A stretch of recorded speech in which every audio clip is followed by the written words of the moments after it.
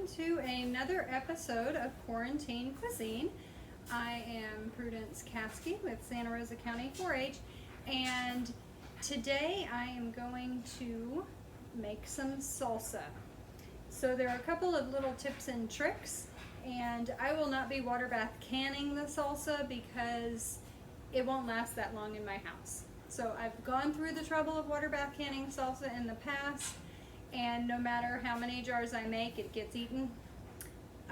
So I never water bath can my salsa, but you could do that if you don't have salsa eating monsters in your home.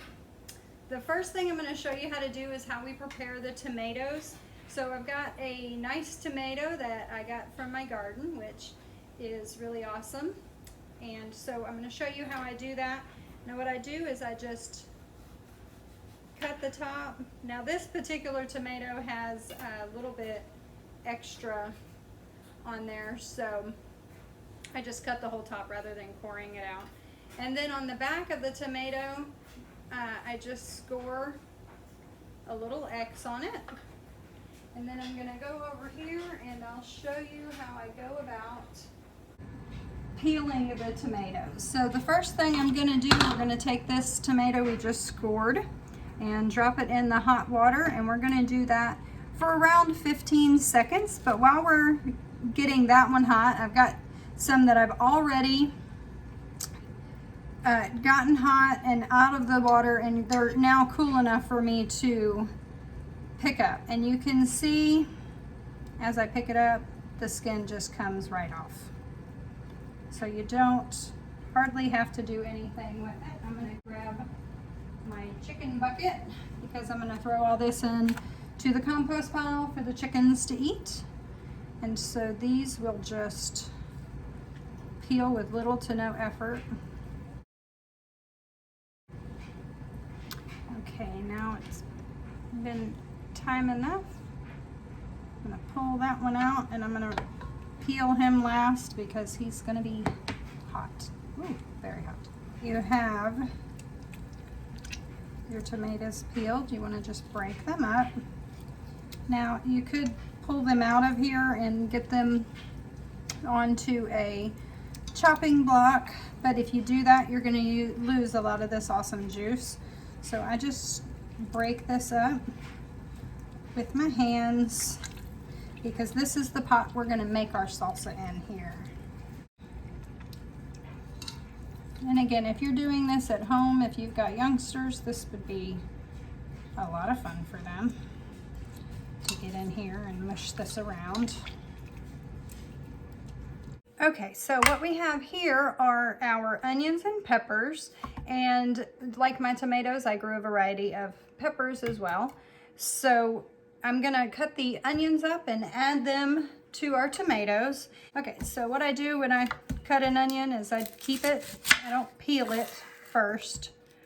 I just cut the edges of it and then I peel it down. Now this one has a bad spot on it.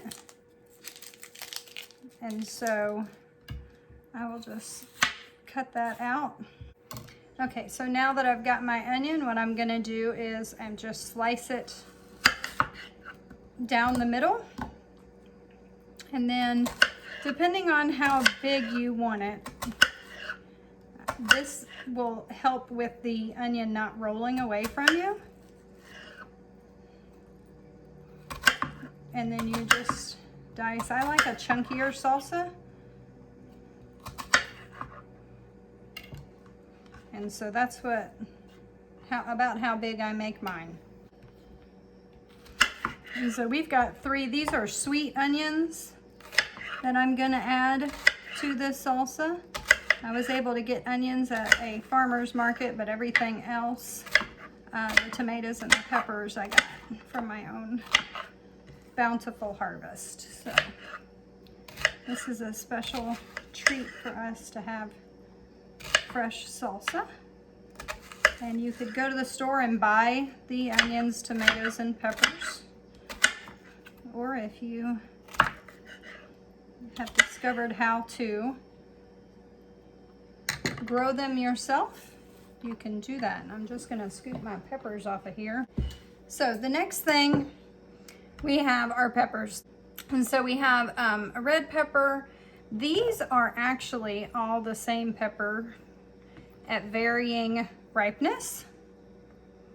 We're gonna be super exact. These are sweet bell peppers. They're called lunchbox peppers. And so I'm gonna put the green ones in there as well as the orange ones. And then these are sweet bananas. And this is a jalapeno. Now the jalapeno, I'm gonna show you how to cut that last because it has a little bit of heat to it, and we've got to take some precautionary measures for that.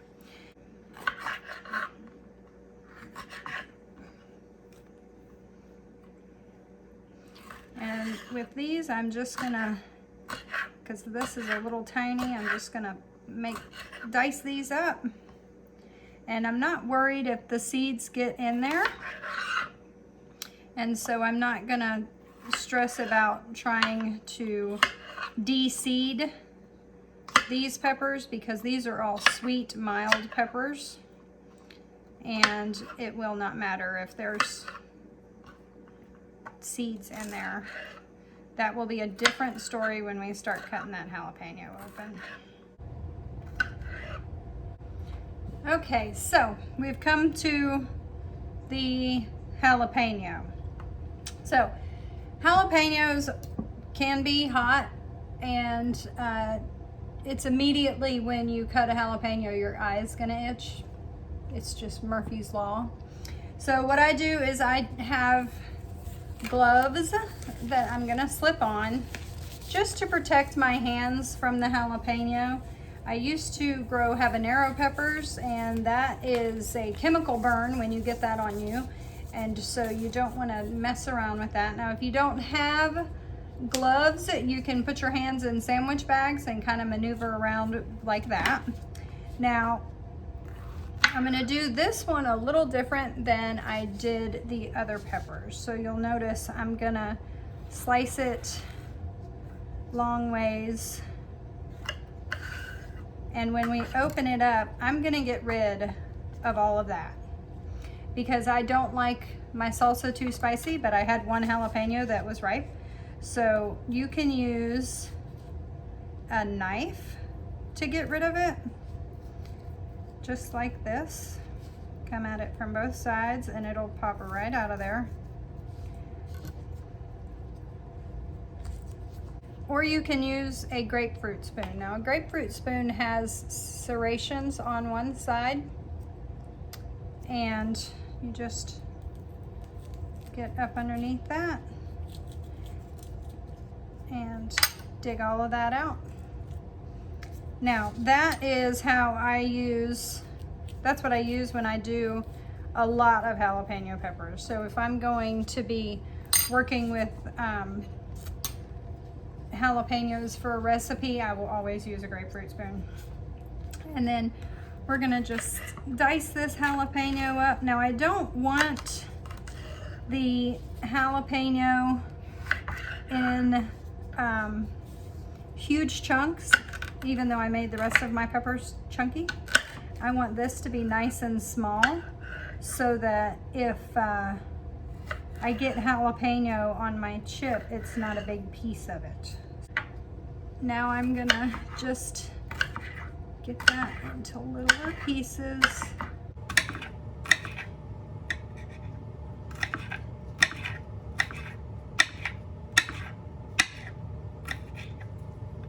So we're gonna try and get that as fine as we possibly can, so that when we put it in the pot, it will be dispersed throughout the whole pot. Now I'm gonna bring my cutting board over to the pot again. And we've got our peppers and onions and tomatoes in there. And we're just gonna stir this together, and this is gonna cook for quite a while. We'll come back and check it every 5 minutes or so that you can see how it's looking. Again, we want to stir this really well to get all those flavors mixed together. It's going to be a little on the oniony side, but that's okay because these are sweet onions. And we'll just cook that down. Now, the other thing I like to add, and this is totally to taste, is cilantro. I have a dear friend who can't stand the taste of cilantro. And so if I was making this for her, I would omit the cilantro, but will probably be gone before she even knows it's around. And then I also add cumin. Now, I know that looks like a lot of cumin, but I like cumin. And so ground cumin, and if you can get fresh cilantro, it's really fabulous, but you can't always get that. I had tried growing cilantro and I did not have the same success with cilantro that I did with tomatoes and peppers. We have tried, but this is going to cook for a good long while, so we are okay as far as the moisture content goes. Now we're also going to add some garlic in here, and this is just a squeezed container of garlic. And this actually, in preparation for this recipe, I added extra water to it, so I'm not adding a whole lot of garlic, just a whole lot of the juice, because I want this to have quite a bit of juice, especially since I put that third onion in there. We will let this cook and keep an eye on that while that cooks. We're going to cover it so that we don't lose any of our moisture. As the salsa continues to cook, we're going to just take a few peeks at it and stir it about every 15 minutes or so. You can see this is my spatula machine, whatever you call it, for when I brown hamburger, and it's making short work of being able to break up those bigger chunks of tomato in the salsa.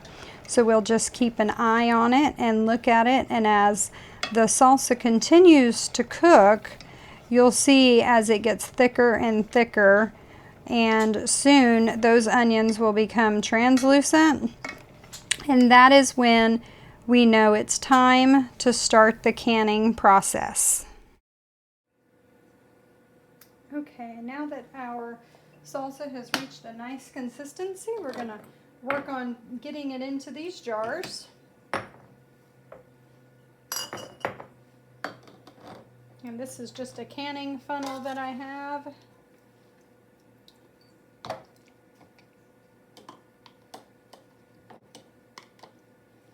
And again, these jars will probably not make it through the weekend, so I'm not going to worry about head space with them.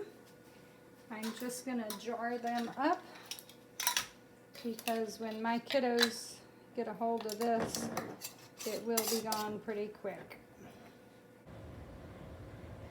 And so here is our finished product of salsa. This will go into the refrigerator as soon as it cools down a little bit. It's still too warm, but these actually did seal, and I'm going to keep them in the fridge because they will be eaten by the end of this weekend for sure.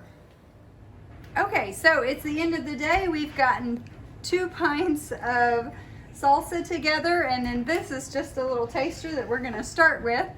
Enjoy your kitchen, enjoy your time at your house, and enjoy your salsa. That's what we're going to be doing. I'm Prudence Caskey, and this has been Quarantine Cuisine.